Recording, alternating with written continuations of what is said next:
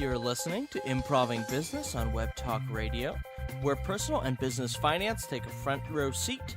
I'm Brandon. And this is Rick. And today we'll be talking about chocolate, a cure for your personal and business ills. I like chocolate. Now, something that a lot of business owners tend to do, or people who are trying to start businesses, is to look inward when developing a company. Now, while this is admirable, it isn't always the best way to grow a company. So today we're going to look at a French chocolate company called Menier and how they looked outward, not inward, in creating the greatest chocolate company of their era. We'll also be discussing the Menier Chocolate Company using some tools from the book Predictable Magic, Unleash the Power of Design Strategy to Transform Your Business by Deepa Prahalad and Sawhney. And as we look at chocolate, we're going to talk about how this can benefit your company or the company that you're hoping to start. Now, we came across this story of this chocolate factory, the Menier Chocolate Factory, when we purchased this poster. Now, we thought it was a lithograph poster because we do have a small little hobby where we have an antique business where we buy things in Beverly Hills and Bel Air and sell them online on eBay. But this one happened to be a print when we looked at it closer. So instead of our $7 investment being worth $500 or $600 like we thought, when we got in the light and looked at it through our loop, it's probably worth about $25. It's still not bad. Which probably the price of a chocolate bar these days. Exactly. But what was really cool, and we'll put a picture on the website, on our Improv-ing Business website, is that this poster actually was world famous for this chocolate company.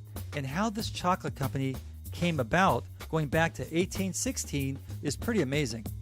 So in 1816, Anton Brutus Menier founded the Menier Hardware Company, not the chocolate company, in Paris.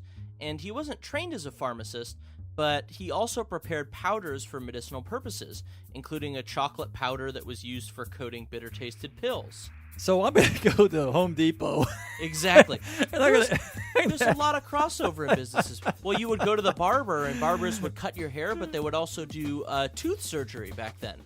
Got it. But, yeah. Today I could go to Home Depot, I guess. I could go into the nuts and bolts section and tell them I like some chocolate.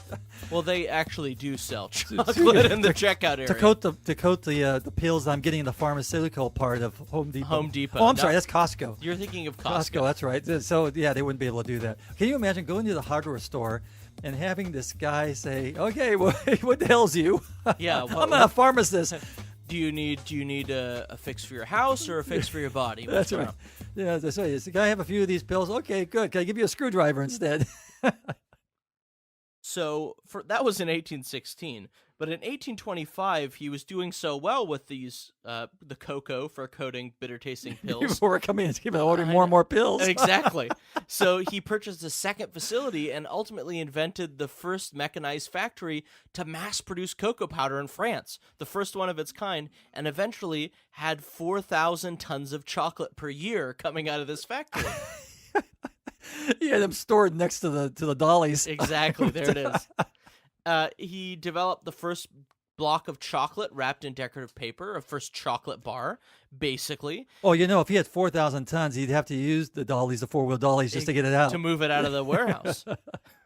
And then in 1864, his son decided, well, it doesn't seem like the hardware store is doing too good. So he sold off the pharmaceutical and hardware store part, and they just became a chocolate company. And they were the largest chocolate manufacturer in France in 1864.